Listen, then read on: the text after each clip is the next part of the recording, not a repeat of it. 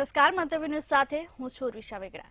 સમાચારની શરૂઆત કરીશું જૂનાગઢના ગરવા ગિરનાર ઉપર પ્લાસ્ટિકને કારણે થતા પર્યાવરણના નુકસાનને અટકાવવા માટે હાઈકોર્ટમાં દાખલ થયેલી પીઆઈને પગલે જૂનાગઢ વહીવટીતંત્ર દ્વારા આજથી ગિરનારને પ્લાસ્ટિક મુક્ત કરવાની શરૂઆત કરવામાં આવી છે। પ્રવાસીઓ માટે પાણીની સુવિધા માટે 120 વેપારીઓને કુલ 600 જેટલા પાણીના કેરબાઓ વિનામૂલ્યે વિતરણ કરવામાં આવ્યું છે। જોકે વેપારીઓને પ્લાસ્ટિકની વસ્તુઓ વેચવા પર પ્રતિબંધ કરવામાં આવ્યો છે। વેપારીઓને જોકે પ્લાસ્ટિક વેચવા પર સંપૂર્ણ રીતે પ્રતિબંધ લગાવવામાં આવ્યો છે। જૂનાગઢના ગરવા ગિરનારમાં ઉપર પ્લાસ્ટિકને કારણે થતા પર્યાવરણના નુકસાનને અટકાવવા માટે હવે વહીવટીતંત્ર એલર્ટ થયું છે। જોકે પર્યાવરણના નુકસાનને અટકાવવા માટે હાઈકોર્ટમાં દાખલ થયેલી પીઆઈને પગલે જૂનાગઢ વહીવટીતંત્ર એક્શન મોડમાં આવ્યું છે।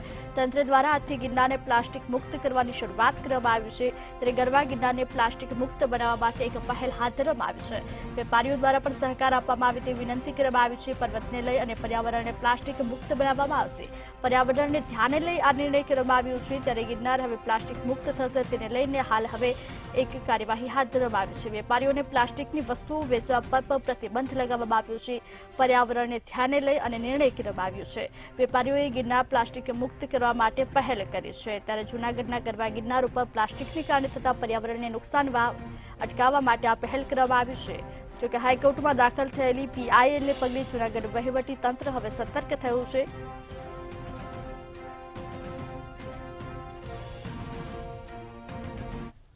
વધુ વિગત સાથે સ્વદત્તા અમર બખાઈ લાઈવ જોડાયા છે, જે અમારા જૂનાગઢમાં ગરવા ગિરનારને પ્લાસ્ટિક મુક્ત કરવા માટે એક પહેલ હાથ ધરવામાં આવી છે। શું છે વધુ વિગત? જી ચોક્કસ કે જે રીતે ગિરનાર પર ગંદકીના મુદ્દે હાઈકોર્ટમાં પીઆઈ થઈ છે અને અનેકવાર હાઈકોર્ટે વહીવટી તંત્રને છે તે સૂચનાઓ આપી હતી અને આખરી તક જે જિલ્લા કલેક્ટરને આપવામાં આવી છે, જેને લઈને જૂનાગઢના વહીવટી તંત્રમાં છેલ્લા ઘણા દિવસથી દોડધામ મચી હતી અને ગિરનાર પર પ્લાસ્ટિક કેમ અટકાવવું જેને લઈને ચર્ચા વિચારણા કરવામાં આવી હતી। જ્યારે બેઠકો બાદ હવે આજે વહેલી સવારે જિલ્લા કલેક્ટર, વહીવટી તંત્ર અને વન વિભાગ દ્વારા છે તે પ્લાસ્ટિક ગિરનાર પર જતું અટકાવવાની કામગીરી શરૂ કરવામાં આવી છે। પ્લાસ્ટિક પર પ્રતિબંધ મૂકી દેવામાં આવ્યું છે અને સાથે જે લોકો પાણીની બોટલ જે પ્લાસ્ટિકને લઈને જાય છે તેને અટકાવી, પરંતુ તેની સામે તે લોકો પાણી કઈ રીતના પીશે તેવા અનેક સવાલો ઉભા થયા હતા, જેને લઈને જૂનાગઢના સાંસદ અને ધારાસભ્ય દ્વારા છે તે પાણીના કેરબા છે તે વિતરણ કરવામાં આવ્યા છે। કાર્યક્રમની અંદર 120 જેટલા ગિરનારના જે વેપારીઓ છે, સીડી પર જે ધંધો રોજગાર ચલાવે છે તેવા 120 જેટલા વેપારીઓને કુલ 600 પાણીના કેરબા એટલે કે વેપારી દીઠ 5 કેરબાઓ છે તે આપવામાં આવ્યા છે। ચોક્કસથી કહી શકાય કે જે પાણીના જે નિઃશુલ્ક કેરબાઓ છે તે વેપારીઓને આપવામાં આવ્યા છે અને વેપારી તેમાં પાણી ભરી અને ઉપર લઈ જશે ને તેમાંથી ગ્લાસ ભરી અથવા તો અન્ય કોઈ વસ્તુમાં પાણી ભરી અને તેના રિફંડ આપવામાં આવશે, એટલે કે પૈસા થ્રુ આ પાણી આપવામાં આવશે। તો બીજી તરફ જે રીતે પાણીની પ્લાસ્ટિકની બોટલો હોય છે તે ગિરનારની સીડી પરથી અટકાવવાની કામગીરી છે તે આજથી શરૂ થઈ ગઈ છે। આજથી પ્લાસ્ટિક પર તમામ પ્રકારનું જે પ્લાસ્ટિકની ચીજ વસ્તુઓ છે તેના ઉપર પ્રતિબંધ લગાવી દેવામાં આવ્યો છે। હવે જોવું રહ્યું કે લોકો આ નિયમનું કેટલું પાલન કરે છે, ખરેખર ગિરનાર પર પ્લાસ્ટિક જતું અટકાય છે કે ફરી એને એ જ સ્થિતિ ઉભી રહેશે, આ તમામ સવાલો છે। પરંતુ હાલ તો વહીવટી તંત્રએ એક નવતર પ્રયોગ શરૂ કર્યો છે અને પાણીના જે કેરબાઓ છે તેનું વિતરણ કરવામાં આવ્યું હતું। અધિકારીઓ, વહીવટી તંત્રના અધિકારીઓ, મહાનગરપાલિકાના અધિકારીઓ, તમામ લોકો છે તે આમાં જોડાયા હતા અને વેપારીઓને છે તે સૂચનાઓ આપવામાં આવી હતી। બીજી તરફ વેપારીઓ પણ આ સમગ્ર મામલે સહમત થયા છે અને ગિરનારને ગંદકીમાંથી દૂર કરવા માટે આ જે પ્રયાસ છે તેને આવકાર્યો છે। હવે જોવું એ રહ્યું કે જે પ્રવાસીઓ છે જેને પાણીની જરૂર પડશે તેને કઈ રીતના પાણી મળશે, સીડીઓ ઉપર કઈ રીતના પાણી આપવામાં આવશે, અહીંથી પાણીના કેરબાઓ લઈ જવામાં આવશે તે વાત થઈ છે, પરંતુ આગામી દિવસોમાં કઈ રીતની સ્થિતિ ઊભી થાય છે તે જોવું રહ્યું। જી અમારી સમગ્ર માહિતી આપવા બદલ આપનો આભાર। જૂનાગઢમાં ગિરનારને પ્લાસ્ટિક મુક્ત બનાવવા માટે પહેલ હાથ ધરવામાં આવી છે।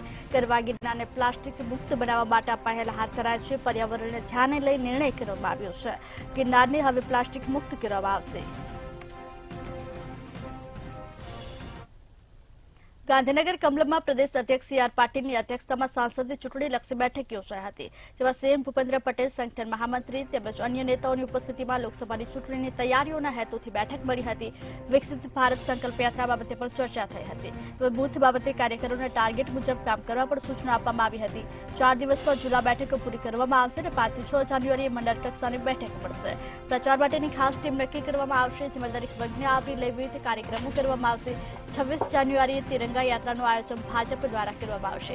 ગાંધીનગરના કમલમમાં જો કે બેઠક યોજાઈ હતી। સાંસદ ચૂંટણીની રણનીતિ માટે બેઠકનું આયોજન કરવામાં આવ્યું હતું।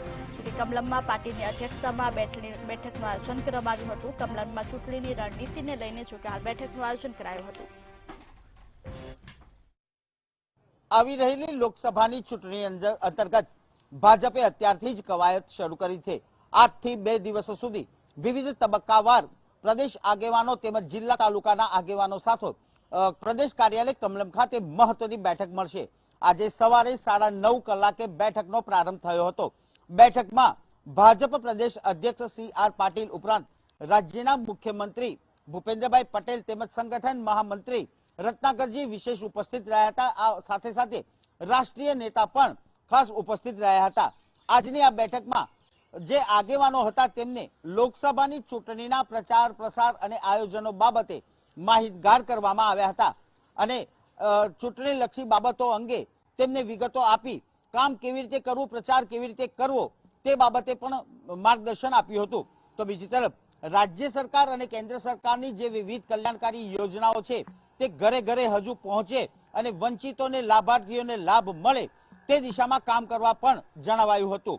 આજની બેઠકની અંદર એક સૂચના પણ આપવામાં આવી હતી કેમ કે ગત વિધાનસભાની ચૂંટણીમાં ભાજપને જે મતદાન ક્ષેત્રના જે બૂથ હતા ત્યાં ભાજપને સારું પરિણામ નહીં મળ્યું છે તેવા બૂથોની એક અલગથી તારવીને તેના ઉપર ફોકસ કરવા પણ આગેવાનોને સૂચના આપી હતી। ત્યારબાદ ભાજપના મુખ્ય પ્રવક્તા યમલ વ્યાસે મહત્વની એક પત્રકાર પરિષદ કરી હતી। પત્રકાર પરિષદની અંદર બેઠકની અંદર થયેલી વાતો, ચર્ચા અને વિગતો તબક્કાવાર આપી હતી। તેમાં તેમણે જણાવ્યું હતું કે ભારતીય જનતા પાર્ટીના આ આયોજનથી હવે 4 દિવસની અંદર આ જ પ્રકારની તમામ તબક્કાવાર બેઠકો મળશે અને તમામ જિલ્લામાં 4 દિવસની અંદર તમામ બેઠકો પૂર્ણ કરવાનો દાવો કરવામાં આવ્યો હતો। તો બીજી તરફ 5 થી 6 જાન્યુઆરીની અંદર મંડળ કક્ષાની એક મહત્વની બેઠકો મળશે જેમાં પણ પ્રચાર પ્રસાર અને લોકસભાની ચૂંટણી બાબતે માહિતગાર કરવામાં આવશે। 7 મોરચાની અલગ અલગ બેઠકનું આવતીકાલે આયોજન કરવામાં આવ્યું છે જેમાં મોરચાના જે આગેવાનો હશે તેમની સાથે પણ લોકસભાની ચૂંટણીના પ્રચાર પ્રસાર તેમજ આનુષાંગિક બાબતો ઉપર ખાસ ચર્ચા કરવાનો નિર્ણય લેવામાં આવ્યો હોવાનું યમલ વ્યાસે જણાવ્યું હતું।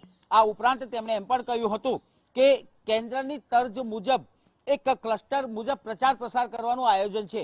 જો કે આ પ્રચાર પ્રસારની એક ખાસ ટીમની રચના પણ કરી દેવામાં આવી છે જે ક્લસ્ટર મુજબ લોકસભાની વાતો લોકો સુધી પહોંચાડશે તેમજ કેન્દ્ર સરકાર અને રાજ્ય સરકારે અત્યારે જે કામગીરી કરી છે, જે વિકાસના કામો કર્યા છે તેને જન જન સુધી પહોંચાડવાનું કામ આ ટીમ દ્વારા કરવામાં આવશે।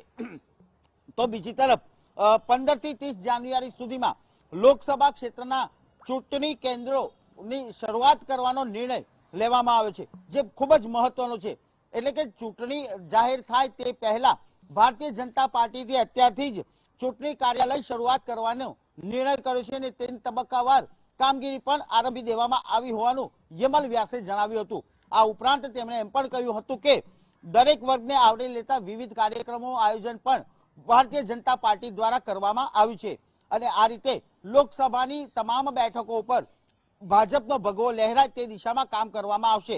સાથે સાથે 26મી જાન્યુઆરીના દિવસે તિરંગા યાત્રા કાઢવામાં આવશે જેમાં વધુમાં વધુ લોકો જોડાય તે દિશામાં કામ કરવામાં આવશે અને સરકારી યોજનાઓથી લાભોથી જે વંચિત રહ્યા છે તે લાભાર્થીઓને વધુમાં વધુ લાભ આપી શકાય તે દિશામાં કાર્યકર્તાઓને કામ કરવાની સ્પષ્ટ સૂચના આપી દેવામાં આવી છે। આપને જણાવી દઉં કે આજે તબક્કાવાર મળેલી બેઠકમાં મુખ્યમંત્રી ભૂપેન્દ્રભાઈ પટેલ અને પ્રદેશ અધ્યક્ષ CR પાટીલ તેમજ મહામંત્રી રત્નાકરજી વચ્ચે તબક્કાવાર બંધ બારણે 2 વખત બેઠક મળી હતી જે ખૂબ જ મહત્વની માનવામાં આવી રહી છે। આવી રહેલી લોકસભાની આ ચૂંટણીમાં ભારતીય જનતા પાર્ટીએ અત્યારથી કવાયત તો શરૂ કરી છે પરંતુ આ કવાયત કેટલી મજબૂતાઈથી આવનાર ચૂંટણીનો જંગ લડશે તે તો સમય જ કહેશે। ગાંધીનગરના કમલમમાં બેઠકનું આયોજન કરવામાં આવ્યું હતું। ચૂંટણીલક્ષી બેઠક યોજાઈ હતી। સુરતના સરથાણા વિસ્તારમાં આવેલ આનંદ હોસ્પિટલમાં એપેન્ડિક્સના ઓપરેશન માટે આવેલ મહિલાનું તબીબની બેદરકારીને કારણે મોત નીપજ્યું હતું. જોકે 1.5 વર્ષ બાદ તમામ પુરાવાઓ એકત્ર કરી પોલીસ દ્વારા ફરિયાદી બની ડોક્ટર સામે ગુનો નોંધ્યો હતો. તબીબની ધરપકડ મામલે આગળની કાર્યવાહી હાથ ધરવામાં આવી છે. 1.5 વર્ષ પહેલા એક મહિલાનું મોત નીપજ્યું હતું. સુરતના સરથાણા વિસ્તારની ઘટના સામે આવી રહી છે. 1.5 વર્ષ પહેલા જો કે મહિલાનું મોત નીપજ્યું હતું ત્યારે પોલીસ હવે ખુદ ફરિયાદી બની છે અને ડોક્ટર સામે ગુનો નોંધ્યો છે. ગુનો નોંધી તબીબની ધરપકડ મામલે પર હાલ આગળની કાર્યવાહી હાથ ધરવામાં આવી છે. તબીબની ધરપકડ મામલે પણ આગળની કાર્યવાહી હાથ ધરી છે. સુરતના સરથાણા વિસ્તારની આ ઘટના સામે આવી રહી છે. 1.5 વર્ષ પહેલા એક મહિલાનું મોત થયું હતું. તબીબની બેદરકારીને કારણે જો કે મહિલાનું મોત થયું હતું ત્યારે 1.5 વર્ષ બાદ પુરાવા એકત્ર થતા હવે પોલીસે ખુદ ફરિયાદી બની છે. પોલીસે ખુદ ફરિયાદી બની અને આગળની કાર્યવાહી હાથ ધરી છે. જો કે 1.5 વર્ષ પહેલા સમગ્ર મામલો સામે આવ્યો હતો. 1.5 વર્ષ પહેલા મહિલાનું તબીબની બેદરકારીને કારણે મોત થયું હતું ત્યારે હવે પોલીસે ફરિયાદી બની ડોક્ટર સામે ગુનો નોંધ્યો છે. જો કે હવે પોલીસ ખુદ ફરિયાદી બની છે. બિલકુલથી આ સમગ્ર ઘટના આજથી 1.5 વર્ષ પહેલા બની હતી. સુરતના સરથાણા વિસ્તારમાં આવેલી જે રોયલ આર્કેડ છે ત્યાં એક હોસ્પિટલ આવેલી છે અને આ હોસ્પિટલ કહી શકાય કે જે પ્રકારે એક પરિણીતા છે તેમનું આ હોસ્પિટલમાં એપેન્ડિક્સની સારવાર દરમિયાન મોત થયું હતું. સુરતના સરથાણા વિસ્તારમાં રોયલ આર્કેડમાં આવેલી આનંદ હોસ્પિટલ છે અને તેના ડોક્ટર નીતિશ સાવલિયા છે તેમના દ્વારા એક પરિણીત મહિલા જે છે તેમનું ઓપરેશન કરવામાં આવ્યું હતું. ઓપરેશન દરમિયાન ક્યાંક ને ક્યાંક આ મહિલાનું મોત થયું હતું અને તેના જ કારણે તેના પરિવારજનોએ હોબાળો મચાવ્યો હતો અને હોસ્પિટલ ખાતે તેમજ પોસ્ટમોર્ટમ ખાતે લાશને જ્યારે સિવિલ હોસ્પિટલ મોકલવામાં આવી હતી ત્યાંથી પણ તેમણે લાશ સ્વીકારવાનો ઇનકાર કર્યો હતો. જોકે આ સમગ્ર મામલે પોલીસે તેમને ન્યાય અપાવવાની બાંહેધરી આપી હતી અને તેને જ લઈને પોલીસે આ લાશને ફોરેન્સિક માટે મોકલી આપી હતી. સાથે સાથે સિવિલની એક બેઠક કહી શકાય કે એમાં બોલાવવામાં આવી હતી ને તેને જ લઈને જે પ્રકારે આ સમગ્ર મામલો છે તેમાં સામે આવ્યો છે. જે એફએસએલમાં મોકલ્યા હતા તે સિવિલના જે નિષ્ણાતો હતા તેણે આ રિપોર્ટને તપાસ્યા હતા અને ત્યારબાદ કહી શકાય કે જે રિપોર્ટ છે તે આવ્યા હતા તેમાં સ્પષ્ટ સામે આવ્યું હતું કે નીતિશ સાવલિયા જે છે ભૂલના કારણે તેમની બેદરકારીના કારણે આ પરિણીત મહિલાનું મોત થયું છે. પરિણીત મહિલાના એપેન્ડિક્સના ઓપરેશન દરમિયાન બાજુમાં જ આવેલી અન્ય જે નસ છે તેમાં પંચર પડી ગયું હતું. નસમાં પંચર પડી જતાની સાથે જ 1.2 લીટર જેટલું લોહી જે છે તે વહી ગયું હતું અને તેના જ કારણે આ મહિલા છે પરિણીતા તેમનું મોત થયું હતું. જોકે સમગ્ર મામલે પરિવાર અને આ ડોક્ટર વચ્ચે ત્યારે જે માથાકૂટ થઈ હતી તેને લઈને પોલીસે સમગ્ર મામલો થાળે પાડ્યો હતો. જોકે 1.5 વર્ષ વીતી ગયા બાદ આ રિપોર્ટ સામે આવ્યો હતો અને રિપોર્ટને લઈને પોલીસે જાતે ફરિયાદી બની અને ગુનો દાખલ કર્યો છે. સમગ્ર મામલે કહી શકાય કે આ એક ઘટના જે છે તેમાં ડોક્ટર સામે સાપરાધ મનુષ્યવધનો ગુનો નોંધ્યો છે. જોકે આ સમગ્ર મામલે ડોક્ટરની બેદરકારીના કારણે પરિણીતાનું મોત થયું છે અને તેના જ કારણે પરિવારજનોએ ડોક્ટરને ગુનો લીધો હતો. એટલે મહત્વનું કહી શકાય કે હાલ ડોક્ટર સામે સાપરાધ મનુષ્યવધનો ગુનો દાખલ કર્યો છે અને સરથાણા પોલીસે આ સમગ્ર મામલે તપાસ હાથ ધરી હતી. જોકે જે પ્રકારે રિપોર્ટ આવ્યો છે ફોરેન્સિક પીએમ માટે તેમજ એફએસએલની જે મદદ લેવામાં આવી હતી ત્યારબાદ જે સિવિલના નિષ્ણાતોની એક ટીમ બનાવવામાં આવી હતી અને નિષ્ણાતો દ્વારા જે કેસ છે તેમાં સ્ટડી કરવામાં આવ્યું હતું. આ કેસના અભ્યાસ બાદ આ સમગ્ર મામલો સામે આવ્યો હતો જેમાં સ્પષ્ટ કહી શકાય કે આ જે ડોક્ટર છે તે જે પ્રકારે ઓપરેશન કર્યું હતું ને તેની બાજુમાં આવેલી જે એક અન્ય નસ છે તેમાં પંચર પડી ગયું હતું. આ નસમાં પંચર પડી ગયાની સાથે જ 1 લીટરથી વધુ લોહી જે છે તે વહી ગયું હતું ને તેના જ કારણે આ પરિણીતાનું મોત થયું હોવાનું સામે આવ્યું હતું. તેથી પોલીસે હાલ ફરિયાદી બની આ ડોક્ટર નીતિશ સાવલિયાને ઝડપી પાડવાના ચક્રો ગતિમાન કર્યા છે. જી સુરતના સરથાણા વિસ્તારની ઘટના સામે આવી રહી છે. સુરતના સરથાણા વિસ્તારમાં 1.5 વર્ષ પહેલા એક મહિલાનું મોત થયું હતું. જો કે આ સમગ્ર ઘટનાને લઈને પોલીસ હવે ખુદ ફરિયાદી બની છે. 1.5 વર્ષ પહેલા મહિલાનું મોત નીપજ્યું હતું પરંતુ તમામ પુરાવાઓ એકત્ર થતા હવે ખુદ પોલીસ ફરિયાદી બની છે અને તબીબની ધરપકડ મામલે કાર્યવાહી હાથ ધરવામાં આવી છે. પોલીસે ફરિયાદી બની ડોક્ટર સામે ગુનો નોંધ્યો છે. ડોક્ટર સામે ગુનો નોંધી ધરપકડની કાર્યવાહી હાથ ધરવામાં આવી છે. જો કે સુરતના સરથાણા વિસ્તારમાં 1.5 વર્ષ પહેલા એક મહિલાનું મોત થયું હતું ત્યારે તબીબની બેદરકારીને કારણે મોત થયું હોવાનું સામે આવતા હવે 1.5 વર્ષ બાદ પોલીસે ખુદ ફરિયાદી બની છે. ત્યારે પોલીસે ખુદ ફરિયાદી બની અને ગુનો નોંધ્યો છે. પોલીસે ફરિયાદી બની ડોક્ટર સામે ગુનો નોંધી આગળની કાર્યવાહી હાથ ધરી છે. જોકે તબીબની ધરપકડ મામલે પણ હવે કાર્યવાહી હાથ ધરવામાં આવી છે.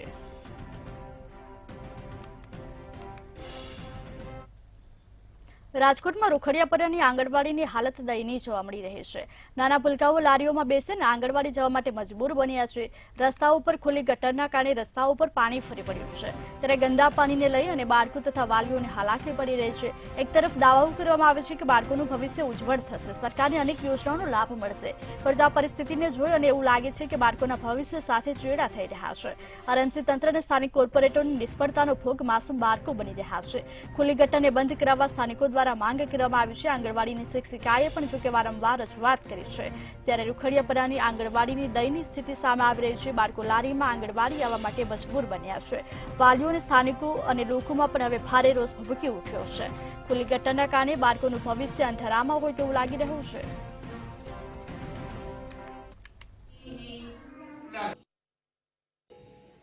રાજકોટની રૂખડિયાપરા વિસ્તારની જે આંગણવાડી છે ત્યાંની સ્થિતિ ખૂબ જ દયનીય છે. હાલ બાળકો મજબૂર બન્યા છે. રેકડીના માધ્યમથી તેઓ આંગણવાડી આવી રહ્યા છે. ખાસ તો આ વિસ્તારમાં કહી શકાય કે ગંદકીના કારણે ખૂબ જ દયનીય સ્થિતિ છે. આપણી સાથે આંગણવાડીના શિક્ષિકા છે, એમની સાથે વાત કરીશું. શું નામ છે આપનું? ભાવિકાબેન ચાવ મારું નામ છે અને હું આંગણવાડીમાં વર્કર તરીકે ફરજ બજાવું છું. કઈ પ્રકારની અહીં સ્થિતિ છે અત્યારે? કારણ કે જે બાળકો છે તે ક્યાંક મજબૂર બન્યા છે, રેકડીથી આવે છે આંગણવાડી. હા જી, આપણે જે જોયું છે ખર સાચું વસ્તુ છે. કારણ કે અમે આ 5 વર્ષથી મારું આંગણવાડીનું પોતાનું મકાન બનેલું છે અને અવારનવાર અમે તંત્રને પણ રજૂઆત કરી છે. રહેવાસીઓ દ્વારા પણ અમને ઘણીવાર કહેવામાં આવે છે કે બેન આ વસ્તુનું અમે શું કરી શકીએ, પણ કોઈ જાતનું કોઈ યોગ્ય કાર્યવાહી કરવામાં નથી આવી.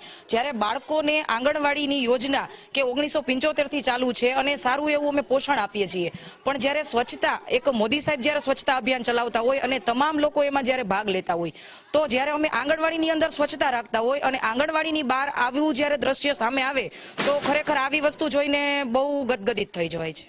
અને ખાસ તો રેકડીથી મોકલે છે બાળકો, કારણ કે સ્થિતિ ખૂબ જ ખરાબ છે.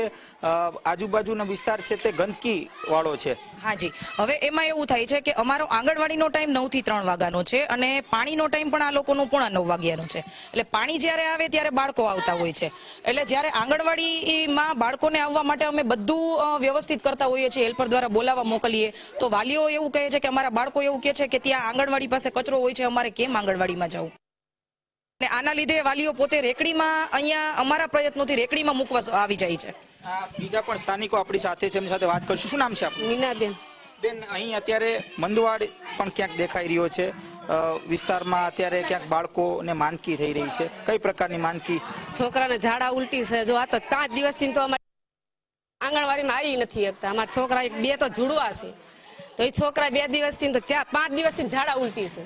આ ગટરૂમાં પડતા આવે, આવતા આવે, બધું વસ્તુ પડે તો ખાતાય આવતા હોય, છોકરા ન સમજે તો ઈ પરસનું ખાઈ જાય એટલે ઝાડા ઉલટીઓ થાય, આમાં રોગચાળા થાય અને અમારા સ્પેશિયલ મેકવા આવવું પડે.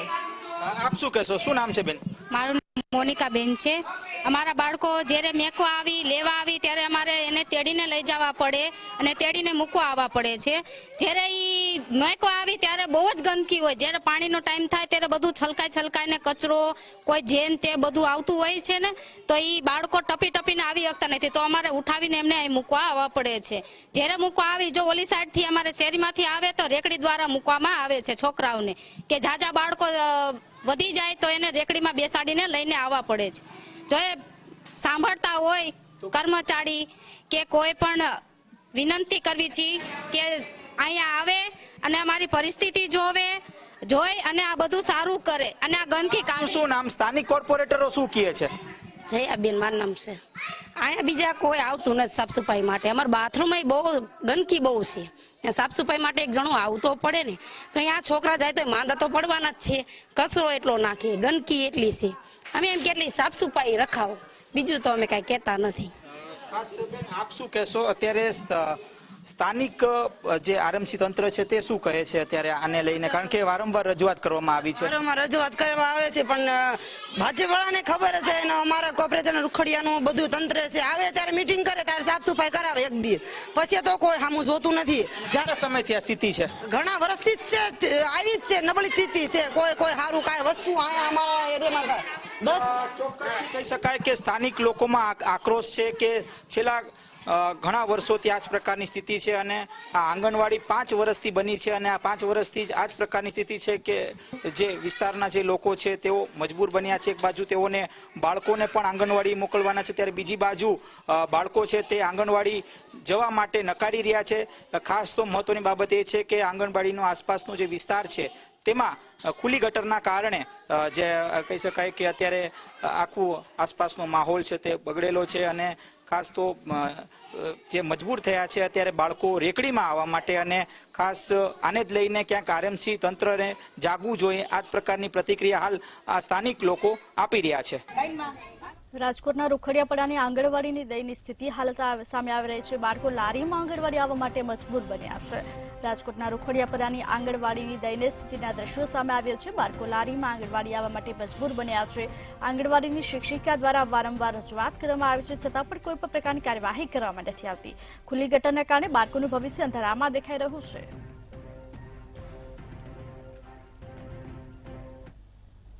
31મી ડિસેમ્બરને લઈ વડોદરામાં સઘન ચેકિંગ હાથ ધરવામાં આવ્યું છે.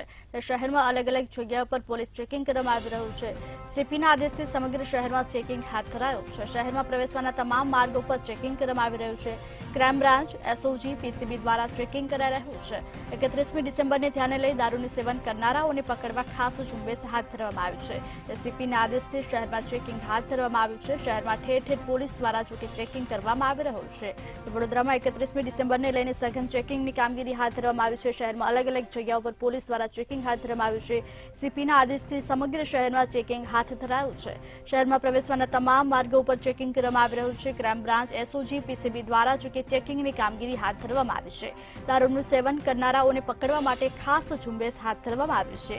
તે વડોદરામાં 31મી ડિસેમ્બરને લઈને જોકે સઘન ચેકિંગ હાથ ધરાયું છે. દારૂનું સેવન કરનારાઓને પકડવા માટે ખાસ ઝુંબેશ હાથ ધરવામાં આવી છે. શહેરમાં અલગ અલગ જગ્યાઓ ઉપર પોલીસ દ્વારા ચેકિંગ કરવામાં આવી રહ્યું છે. સીપીના આદેશથી શહેરમાં ચેકિંગ હાથ ધરવામાં આવ્યું છે. જોકે પ્રવેશવાના તમામ માર્ગો ઉપર ચેકિંગ કરવામાં આવી રહ્યું છે. ક્રાઇમ બ્રાન્ચ, એસઓજી, પીસીબી દ્વારા હાલ ચેકિંગ હાથ ધરાયું છે. દારૂનું સેવન કરનારાઓને પકડવા માટે ખાસ ઝુંબેશ હાથ ધરવામાં આવી છે. તે વડોદરામાં 31મી ડિસેમ્બરને લઈ સઘન ચેકિંગની કામગીરી હાથ ધરાઈ છે. શહેરની અલગ અલગ જગ્યાઓ ઉપર પોલીસ દ્વારા ચેકિંગ કરવામાં આવી રહ્યું છે. ક્રાઇમ બ્રાન્ચ, એસઓજી અને પીસીબી દ્વારા જોકે હાલ ચેકિંગ હાથ ધરાયું છે. સીપીના આદેશથી સમગ્ર શહેરમાં ચેકિંગ હાથ ધરવામાં આવ્યું છે. સંસ્કારી નગરી ગણાતા વડોદરામાં દિવસે દિવસે નશાખોરોનું તેમજ નશાનો વેપલો કરનાર લોકોનું સામ્રાજ્ય હોય તેમ રોજ વડોદરા શહેરમાં દારૂ પકડાય છે તેમજ ગાંજો ચરસ પણ પકડાય છે. 31મી ડિસેમ્બરને ધ્યાનમાં રાખીને વડોદરા પોલીસ કમિશનર અનુપસિંહ ગેહલોતે એક પ્લાન કાર્યક્રમ તૈયાર કર્યો છે અને રોજ રાતના 10 થી 12 વડોદરા શહેરમાં પ્રવેશવાના અને બહાર નીકળવાના માર્ગ પર ચેકિંગ કરવામાં આવે છે અને ખાસ અબોન કીટ દ્વારા એટલે જે નાગરિકો પાસ થતા હોય તેમજ જે શકમંદ યુવાનો હોય તેમને અબોન કીટ દ્વારા તેમના મોઢામાંથી લાળ લેવામાં આવે છે ચેકિંગમાં અને એમાં જો એમને દારૂ કે ડ્રગ્સનું સેવન કર્યું હોય તો કાયદેસરના પગલાં લેવાની ચેકિંગ કરવામાં આવ્યું છે. એટલે કહી શકાય કે 31 ડિસેમ્બરને હવે ગણતરીનો કલાકો બાકી છે ત્યારે પોલીસ સફારી જાગી છે અને નશાખોરોને જેલ ભેગા કરવા તત્પર બની છે. ત્યારે સાથે સાથે સંસ્કારી નગરીમાં એક ચર્ચા છે કે રાતના 10 થી 12 ચેકિંગ કરવામાં આવે છે. વહેલી સવારે જ્યારે પોલીસ સૂઈ રહી છે ત્યારે આજે પણ બાઇક પર અને રિક્ષામાં કેરિયરો દ્વારા શહેરમાં દારૂ આવી જાય છે ને આજે પણ જે નશાખોરો છે તેમને આરામથી હોમ ડિલિવરી દારૂ મળી રહ્યો છે. વડોદરા શહેરમાં રાતના દૂધ શોધવા જઈએ તો મળતું નથી, પરંતુ દારૂની હોમ ડિલિવરી થાય છે તેવું નગરમાં નાગરિકો ચર્ચા કરી રહ્યા છે. ત્યારે પોલીસ કમિશનરનું આ સરાહનીય પગલું કહેવાય, પરંતુ સાથે સાથે 31મી ડિસેમ્બરે માલે તુજારોના બંગલામાં દારૂની પાર્ટી યોજાશે જ અને ત્યારે આ નશાખોરોને જબ્બે કરવા પોલીસનો શું કાર્યક્રમ છે તેવું કેટલાક પોલીસવાળા પણ ચર્ચા કરી રહ્યા છે. ત્યારે આજે મહત્વની બાબત છે કે પોલીસ સફારી જાગી છે અને 31 ડિસેમ્બર આવે ત્યારે પહેલા એક પોલીસની ધાક અને નાગરિકોનું માનસિક મનોબળને કમજોર કરવા માટે આ એક સુંદર કાર્યક્રમનું આયોજન કરવામાં આવ્યું છે તેવી નગરમાં ચર્ચા છે. વડોદરા શહેરમાં પોલીસ દ્વારા સઘન ચેકિંગ હાથ ધરવામાં આવ્યું છે. 31મી ડિસેમ્બરને લઈને પોલીસ દ્વારા હવે સઘન ચેકિંગ હાથ ધરાયું છે. શહેરમાં પ્રવેશતા તમામ માર્ગ ઉપર ચેકિંગ કરાયું છે. શહેરમાં અલગ અલગ જગ્યાએ પોલીસ દ્વારા ચેકિંગ કરવામાં આવી રહ્યું છે. વડોદરામાં 31મી ડિસેમ્બરને લઈને પોલીસ દ્વારા હવે એક્શન પ્લાન તૈયાર કરવામાં આવ્યું છે. સીપીના આદેશથી શહેરમાં જો કે હાલ સઘન ચેકિંગ હાથ ધરાયું છે. શહેરમાં ઠેર ઠેર પોલીસ દ્વારા ચેકિંગ કરવામાં આવી રહ્યું છે. સીપીના આદેશથી જો કે ચેકિંગ કરવામાં આવી રહ્યું છે. શહેરમાં પ્રવેશવાના તમામ માર્ગો પર ચેકિંગ કરાઈ રહ્યું છે. એક તરફ રાજ્યમાં હાઈકોર્ટે રખડતા ઢોરને લઈ આકરું વલણ અપનાવ્યું છે. જામનગરના એમપી શાહ ઉદ્યોગનગરનો એક વિડીયો સોશિયલ મીડિયા પર વાયરલ થઈ રહ્યો છે. રખડતા ઢોર પકડતી ટીમ સામે પશુ માલિકો ખુલ્લેઆમ દાદાગીરી કરતા જોવા મળે છે. પશુ માલિકોએ પોતાના ઢોર છોડાવવા માટે ઢોર પકડ ટીમને ગાળો આપી રહ્યા છે. જામનગરમાં પશુ માલિકોની દાદાગીરી સામે આવી રહી છે. ઢોર પકડની કામગીરી દરમિયાન દાદાગીરી કરી હોવાનો વિડીયો સામે આવ્યો છે. ઢોર પકડવાની ટીમને જો કે લોકો ગાળો આપી રહ્યા હોવાનું સામે આવી રહ્યું છે. સમગ્ર ઘટનાનો હાલ એક વિડીયો પણ સોશિયલ મીડિયામાં વાયરલ થઈ રહ્યો છે. એમપી શાહ ઉદ્યોગનગર પાસે સમગ્ર ઘટના બનવા પામી હતી. જો કે પશુ માલિકોની દાદાગીરી સામે આવી છે. ઢોર પકડની કામગીરીમાં પશુ માલિકો દાદાગીરી કરી રહ્યા છે. ઢોર પકડવાની ટીમને ગાળો આપી રહ્યા હોવાનું સામે આવી રહ્યું છે અને પશુ પણ છોડાવી રહ્યા છે. એમપી શાહ ઉદ્યોગનગર પાસે સમગ્ર ઘટના બની હતી. સમગ્ર ઘટનાનો હાલ એક વિડીયો પણ સામે આવી રહ્યો છે. જોકે હાલ આ વિડીયો સોશિયલ મીડિયામાં વાયરલ થઈ રહ્યો છે. જામનગરમાં ઢોર પકડની કામગીરી દરમિયાન જો કે પશુ માલિકો દાદાગીરી કરતા હોવાના દ્રશ્યો સામે આવી રહ્યા છે. જામનગરમાં પશુ માલિકોની દાદાગીરી સામે આવી છે. ઢોર પકડવાની ટીમને જો કે પશુ માલિકો ગાળો આપી પોતાના ઢોર છોડાવતા હોવાના દ્રશ્યો સામે આવી રહ્યા છે. એક તરફ હાઈકોર્ટે જો કે આકરું વલણ અપનાવ્યું છે ત્યારે બીજી તરફ પશુ માલિકોની દાદાગીરી સામે આવી રહી છે. જામનગરના એમપી શાહ ઉદ્યોગનગર પાસે સમગ્ર ઘટના બની હતી. હાલ આ સમગ્ર ઘટનાનો વિડીયો પણ સામે આવી રહ્યો છે. સમગ્ર ઘટનાનો વિડીયો હાલ સોશિયલ મીડિયામાં વાયરલ થઈ રહ્યો છે. જામનગરમાં પશુ માલિકોની દાદાગીરી સામે આવી રહી છે. એક તરફ હાઈકોર્ટે આકરું વલણ અપનાવ્યું છે તો બીજી તરફ જામનગરમાં પશુ માલિકો દાદાગીરી કરી રહ્યા છે. જણાવ્યું કે જે ગત રાતના સમયે જે રખડતા ઢોરને પકડવાની કામગીરી કરવામાં આવી હતી ત્યારે જે સમય દરમિયાન જે ઢોર પકડવાની કામગીરી ચાલુ હતું ત્યારે જે ઢોર માલિકની દાદાગીરી સામે આવી હતી અને ચોક્કસ જે પ્રમાણે જોઈ શકાય છે જે વિડીયોમાં કે ઢોર માલિક છે તે દાદાગીરી કરી અને પોતાનો જે પશુ છે તેને છોડાવી જાય છે અને તરત જ જે પશુ છે તે નાસી જાય છે અને જે પ્રકારે પોલીસના સ્ટાફને પણ જાણ કરવામાં આવી અને ગુનો પણ નોંધવામાં આવ્યો હતો અને જે આ ગુનાના આધારે જે ઢોર માલિક છે તેની પર કાયદેસરની કાર્યવાહી પણ કરવામાં આવશે અને જે પ્રકારે જેએમસી દ્વારા જે ઢોર પકડવાની કામગીરી કરવામાં આવે છે ત્યારે ક્યાંક ને ક્યાંક એમાં રૂકાવટ પણ કરવામાં આવી હતી અને અભદ્ર ભાષાનો વર્તન પણ કરવામાં આવ્યું હતું અને ઢોર માલિક છે તેને કડક ને કડક કાર્યવાહી પણ જે પ્રકારે જે ઢોર માલિક છે તેને વારંવાર અલગ અલગ જે સૂચનાઓ આપવા છતાં પણ જે પોલીસ સ્ટાફ અને જેએમસી ના સ્ટાફ હોવા છતાં પણ આવા કૃત્ય સર્જાય છે ને આવા જે વિડીયો વાયરલ થાય છે તેને લઈને જેએમસી પણ કડકમાં કડક પગલાં લેવાની જે ફરજ પણ પડી રહી છે. જામનગરમાં પશુ માલિકોની દાદાગીરીનો વિડીયો સામે આવ્યો છે. સમગ્ર ઘટનાનો વિડીયો સોશિયલ મીડિયામાં વાયરલ થઈ રહ્યો છે. ઢોર પકડવાની ટીમને ગાળો આપી પોતાના પશુઓ છોડાવતા હોવાનું સામે આવી રહ્યું છે. સમાચારમાં હાલ આટલું જ. વધુ સમાચારો માટે જોતા રહો મંતવ્ય ન્યૂઝ. નમસ્કાર.